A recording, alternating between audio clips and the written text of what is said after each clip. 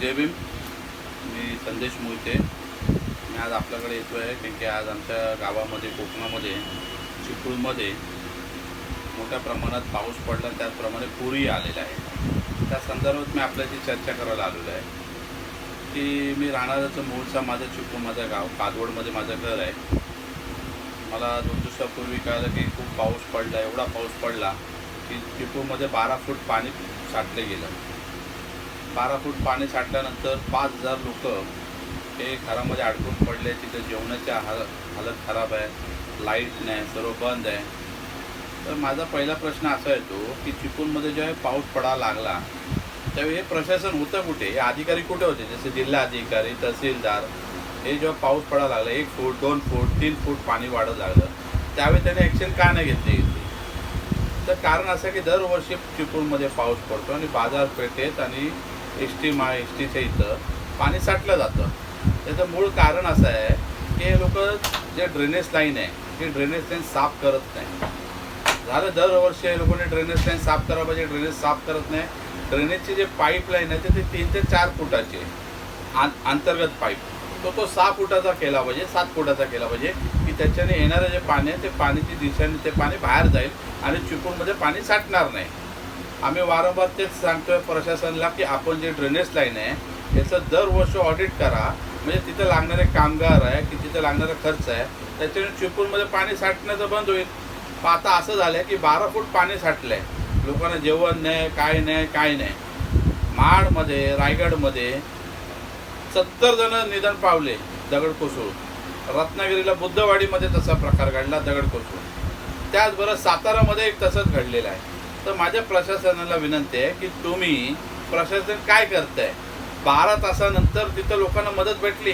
ज्यावेळी पाऊस पडला मुंबईच्या लोकांना, काही नातेवाईकांना कळलं तर मुंबईचे लोक मुंबईवरून चिपळूणमध्ये पोचले, पण चिपळूणमध्ये पोचल्यानंतरही प्रशासन तिथं आलं नव्हतं. असं ABP माझाला नातेवाईकांचे जे मृत्यू पडलेले नातेवाईक आहे ते नातेवाईक सांगत होते की आम्ही तिथं पोचलो पण प्रशासन तिथं आलं नव्हतं. तर प्रशासन होतं कुठं, प्रशासन कोणाची वाट बघत होतं. आज पर्यावरण मंत्री माननीय आदित्य ठाकरे साहेब आहे. माझ्या आदित्य ठाकरे साहेबांना विनंती आहे की जेव्हा एवढा पाऊस पडणार होता तर आपलं हवामान खातं काय सांगत होतं की यांना शिफ्टिंग करा की यांना हलवा, तर का नाही हलवलं गेलं. आज 3 महिने हा पाऊस पडणार आहे, निसर्ग आहे, जसं ऊन येणार, हवा येणार, थंडी असणार, तसं पाऊसही असणार आहे. 6 महिन्यानं तुम्ही सांगणार की पाणी कपात करा की त्याचा डॅम फुलण्यात आले, पाण्याची पातळी कमी व्हायला लागली, म्हणजे हे किती उत्तर तुम्ही देणार. तर माझी शासनाला विनंती आहे की आपण बाबा या चिपळूणमध्ये कोकणवासींच्यासाठी काहीतरी मदत करावी आणि त्यांच्यासाठी कुठे ते काही अडचण आहे. आज त्या लोकांना उपाशी आहे, त्यांचे नातेवाईक भेटत नाही आहे, काही पुरामध्ये वाहून गेलेले आहे, ते शोध चालू आहे. आणि त्याच्या व्यतिरिक्त तुम्ही काय करतात आहे, 27 तारखेला वरलेला शरद पवार साहेब आणि उद्धव साहेब तुम्ही भूमिपूजनला येतात आहे. अहो एवढा मोठा काळा डोंगर पडला कोकणावर, तर तुम्ही कुठले भूमिपूजन करायला चालले. अहो तुमची मदत खरं कोकणामध्ये आहे, खरं तुमची मदत सातारामध्ये आहे, तर तिथं पहिलं काम करा. हे भूमिपूजन आयुष्यभर होत जातील. म्हणून माझी विनंती आहे सरकारला की तुम्ही हे भूमिपूजनचे जे आहे हे पुढे ढकला, पण आत्ता जे काळा डोंगर जे कोकणात आणि सातारामध्ये पडलेले आहे त्याच्यासाठी तुम्ही आत्तापासून आखणी करा. की तिथं कोकणामध्ये सांगितलं की 4 दिवस अजून पाऊस पडणार आहे, मुंबईत सांगितलं की 3 दिवसात पाऊस पडणार आहे, तर त्याच्यासाठी नियोजन करा. आमचे शासनाला एकच विनंती आहे की आपण लक्ष द्या आणि आपल्याकडे सर्व यंत्रणा आहे, पण यंत्रणा एक कमी आहे. आता यंत्रणा वाढवले पाहिजे. जसा इस्रायलवाला देश आहे, इस्रायलमध्ये जसं त्यांच्यावर कळालं की अटॅक होणार होता तर त्यांनी त्यांची यंत्रणा लावले, जसे बंबाळी झाले, सर्व वरच्यावर हवेवर त्यांनी मारून घेतले.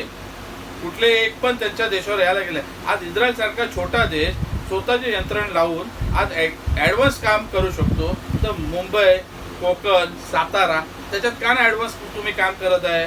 काय ही परिस्थिती दरवर्षी येते आणि आपण सांगतो की आकाश फुटलं आणि खूप मोठा पाऊस आला. अहो पाऊस येणार, आता 400 मिलीमीटर आलाय, पुढच्या वर्षी 500 येणार, त्याच्या पुढच्या वर्षी 600 येणार.